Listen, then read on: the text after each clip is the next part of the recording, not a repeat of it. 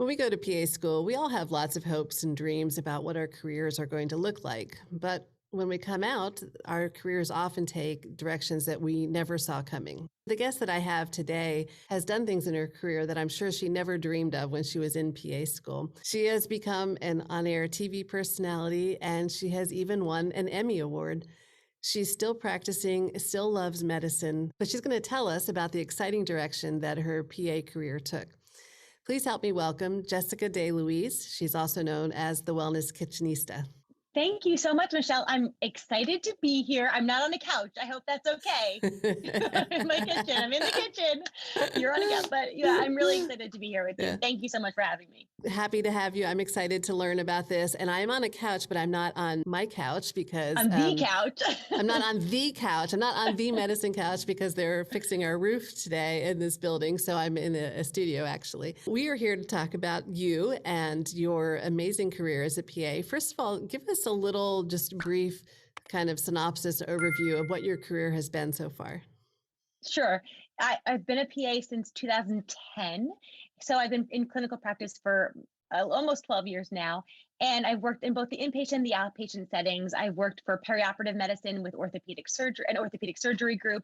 And I've also done a lot of media as well, which is something that's been more recent, a contributor to news outlets throughout the country. I've been on QVC and a social influencer, if you will, lots of social education as well. So I've done a lot of things throughout my career. What area of medicine do you work in right now, and kind of what is your schedule like? Currently, I work in urgent care, which I love, love, love. I'm a very high energy person, Michelle.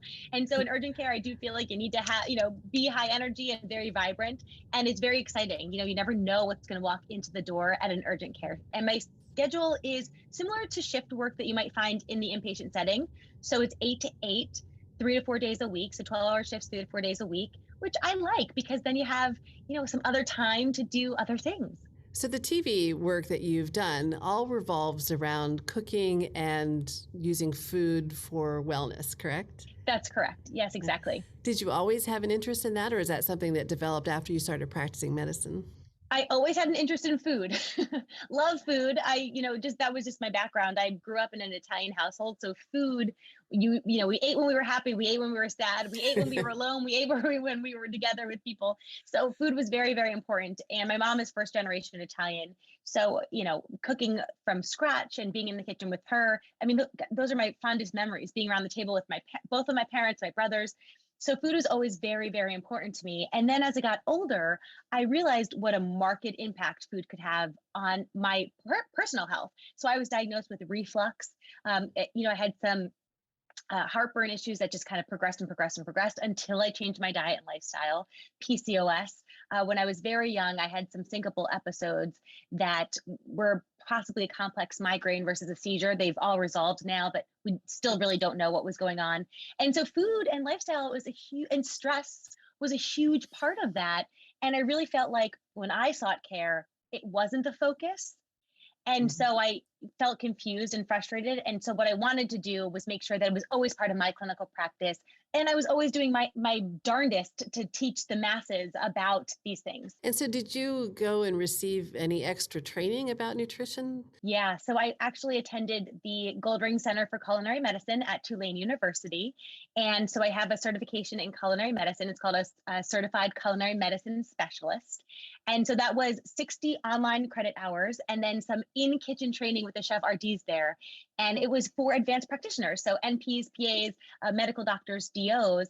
And it's really just another facet, some more information that we can then bring and give to our patients just for a better clinical experience. What an amazing idea and what a great program. So is that the only one that you know of in the country? So it's the only one that I know of for culinary medicine. I think that there are probably, especially more recently, a lot of nutrition or additional courses that practitioners can take. And I can't speak to any of them, but I do think that there are more and more popping up every day. Did you receive much nutrition training in your PA program? I received a little bit. Now I graduated in 2010. So we're going back some time now. I'm sure that PA programs and advanced practitioner programs are incorporating this more and more. But it was really just the basics in nutrition. And it was a couple classes here or there, or maybe like a couple of minutes tied into another subject. But I can say with certainty, there was almost no training on, navigation of the grocery store, nutrition labels, some marketing gimmicks, how to be, shop budget friendly. So I think that that was really absent in my formal training in PA school, but it's really the most common question I get asked as a clinician. So I think it's so important to have the answers to give to patients. And those things got covered in that culinary medicine certification? Yeah, so with the culinary medicine program, they do go through different types of fat, different cooking oils, proper knife technique, meal prepping. I mean, all of these things that can really make the difference in somebody's life, especially when we're talking about diseases like metabolic syndrome, diabetes, high blood pressure. Just knowing about sodium and the different types of salt on the market and how to measure it, right? The proper tools in your kitchen can just really be such a invaluable piece of information that can transcend years and years and years and years and years of someone's life. Nutrition is such a linchpin of health. If people could change their lifestyle and could eat better, we would eliminate so many health problems that we probably wouldn't even have a health crisis any longer in the United States. But Yeah. it is one of the most difficult things for people to do, even ourselves. We don't, as providers, we're very busy and stressed, and we often don't take care of ourselves the way that we should. It's true. And one of the biggest things I say, a few things, the nutrition, definitely, food choices, 100%, exercise, stress management. I really do think that as practitioners, we need to focus on stress management, focus on adequate sleep. Sleep is something that we can all do right now. It's free. Getting on a regular sleep cycle can make a difference in something like even high blood pressure, which is, so increasingly common. I'm seeing it incidentally all the time in urgent care. And yes, we need to take very good care of ourselves because in medicine, we're on our feet. We need to be energetic. We need to think clearly. And in my opinion, we do need to be examples for our patients and live and lead by example. Because if we're having struggles, maybe at the grocery store, we can then use that experience to educate our patients better. How did we overcome X, Y, and Z struggle? Right, right. And I think that's great. And I love that there's a program like that out there. And I do hope to see more of those come online. Definitely. So you've had this lifelong interest in food, which I share as well. My stomach is actually rumbling right now I know. talking about food. I know. And then you were practicing medicine, seeing all these health challenges. So you go to this program and you get your certification. Then did you do that with an eye of building a business or doing something with that? Or was it strictly for using it in your practice and for your personal health? I think it was a little bit of both. I think as practitioners, we're always trying to learn more. And the nature of science is it's ever evolving and ever changing. So we do continuing education. We're always getting additional certifications to make sure that we are up to date and current with recommendations and how to safely treat patients. But I did know that rather than just impacting one person's life when they came into the clinic and had a visit with me, I could impact a lot of lives by doing some different television or social media education or cooking classes with groups of individuals. So it was always part of the plan to take all of that knowledge, all of my clinical experience, and put that into something different that I could reach more people doing. And that was television and or the media in general. So how did it come about that you actually were able to end up on TV? When people are coming up in medicine or any career really, you sometimes can't take no for an answer. And I didn't have any inroads to media. So I just knew it was something I wanted to do and I had to figure out how to get myself on air. It was a lot of social media messaging. It was a lot of LinkedIn connections. It was a lot of knocking on doors and say, hey, give me this opportunity. I want to work for it. I want to learn. Let me share this information. Because I did see actually a shift throughout my career. I've been practicing for some time, more and more questions on the topic and more on social media on the topic of how can food not only be a solo therapy, right? Sometimes we need other pharmaceuticals or things, but how can food be an adjunct to chronic disease prevention, to overall wellness? So it was a lot of trial and error to get on television, but finally there was a news outlet that would put me on the air. And so I did a little free digital kind of streaming series with them and it just progressed from there. And then I was able to use the experience that I had already had to knock on somebody else's door and say, I've already done this, look what I've done. And it just progresses from there. And so, you learn, You make mistakes, you stumble on your words, and then you get better. And it's been pretty fantastic. Yeah. So that sounds amazing. What kind of shows have you been on? So I've been on most of the major news outlets here in the Philly area. So I'm right outside Philadelphia. I've been on definitely once or twice. And once you create a relationship with the producers, you can reach out to them. And producers are looking for something specific almost all the time. So you reach out to them and you give them some pitch ideas. And if they're interested, they'll put you on. If they're not, they'll say next time. But once you're on once or twice and they realize you could speak and you can educate, and I'm prepared and I'm early and I look presentable, once they know that about you and they know you, it's a lot easier to contribute again. So I've done that. I also am the brand expert for a cookware brand on QVC. And so I've done that quite a few times on QVC, which is an unbelievable experience. QVC is such a well-oiled machine. Yeah. And I also produced a television show myself because Oh, I wow. wanted a long form 30-minute content, a cooking show. I love food TV, and I knew that there was a divergence and a different kind of perspective we could take with food TV. So I produced a television show called Eat Your Way to Wellness, where we focused on different diagnoses and just discuss what they were and some, food that might fit into some common Mm. recommendations for those things. And I brought in some other health individuals to interview at the kitchen table, kind of similar to the medicine couch. It was, at the kitchen table. And so, yeah, that aired in the Philly region. And now that streams digitally on Tubi TV.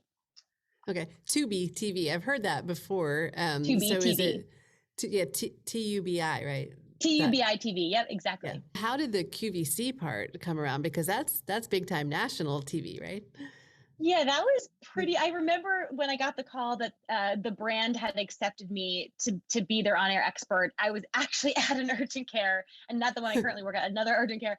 And I was like doing a little dance in the middle of patient care, and I was just so excited. And it's kind of almost like I had to be in my white coat. But yeah, so QVC, a publicist that I worked with, they introduced me to the folks there at QVC because she had other clients that were on air, and you audition. So they actually you don't know what you're going to present, but they give you an item. You go onto the set with one of the hosts, and I'm sweating just thinking about it. And you present this, they give you 5 minutes, you present it. And then you go into this file.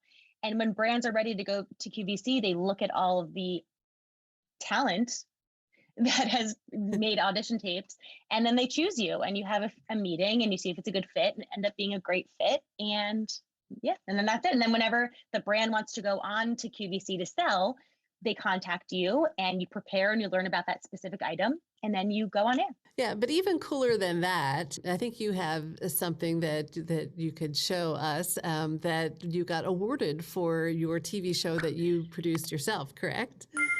Yes, I did. Now, I don't often do this, right? I don't want everyone watching to be like, oh my gosh, she's such a show off. No, but I do have this for you, Look at the that. Emmy.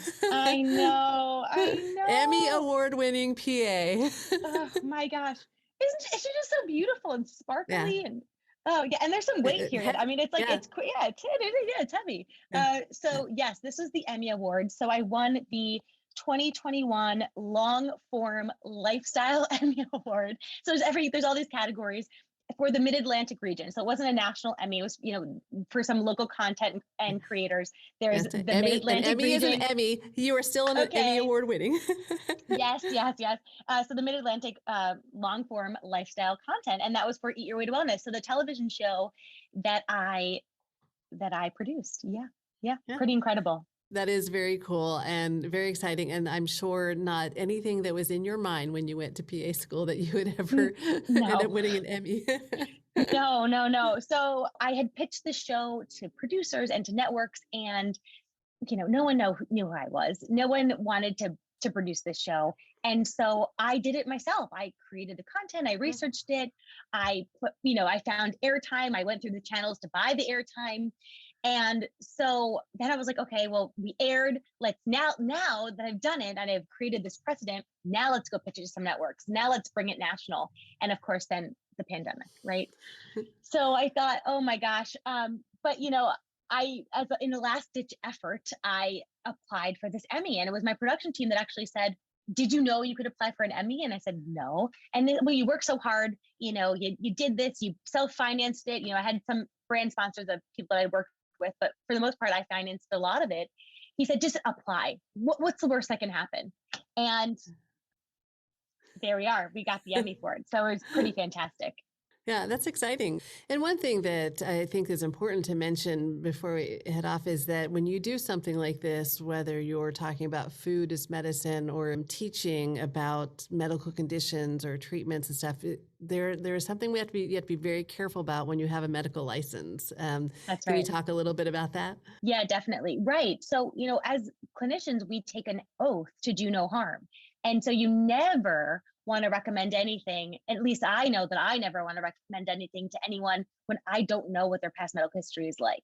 So I'm always very careful to say, this has been my experience, or a patient that I treated in the clinic. Whenever I'm offering any anecdotes, or whenever a television host or anchor asks me a question, I never recommend and say, you should do this, because at the end of the day, there is no cookie cutter. There is no one size fits all.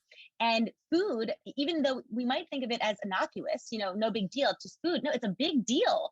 It's a big deal. And the moment that we start to change our dietary or supplement schedules or our nutrition choices, we have to consult with our healthcare practitioner for our safety. So yes, that was something early on that I retained an attorney. I made sure everything was disclaimered. I made sure that the pieces of the puzzle were in place. So that way I was protected, and also the viewer was protected and they were safe. So, what are your future plans? Are you still going to continue to work in medicine? Do you have more TV shows planned? Yes, to all of it. I definitely want to continue in medicine.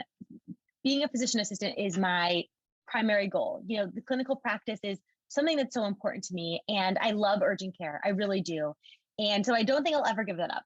So I'll definitely continue with clinical practice, and I precept students. So I like to always put it out there when I do interviews. If any people are thinking about medicine as a second career, PA school as a first career, students who want to get precepted, always feel free to reach out and ask questions. I'm always here to answer any questions that I can. And then on the other side of my career, I do think that I would like to get another one of these awards or some other awards and continue to produce long form content. I think that there is a place for food from a more wellness perspective, from a chronic disease prevention perspective. I think there's a place for that kind of food television. I think people would be interested in it.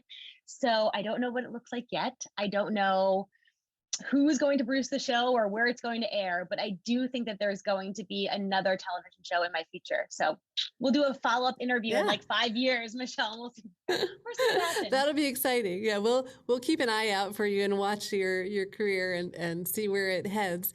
So you have the TV shows on Tubi TV, and then you have a YouTube channel, correct? And do you have other social media? Yes. So if you head to thewellnesskitchenista.com, you will find links to all of my social media, including the YouTube channel and the television show. And you'll also find a place to contact me. So I will put the link to Jessica's website and all her social media down below in the description box. And I would like to echo what she said. I have my email address attached with this YouTube channel.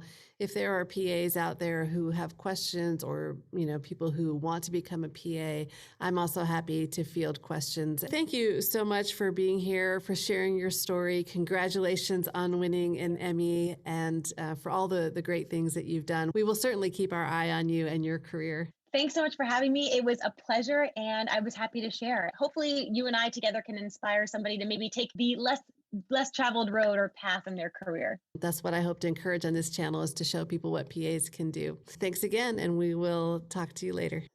Pretty cool stuff, right? I mean, it is amazing the things that PAs and NPs are out there doing. If you have been thinking of something that you'd like to do, I hope that really gives you some inspiration. If you want some other inspiration, go ahead and watch these videos here.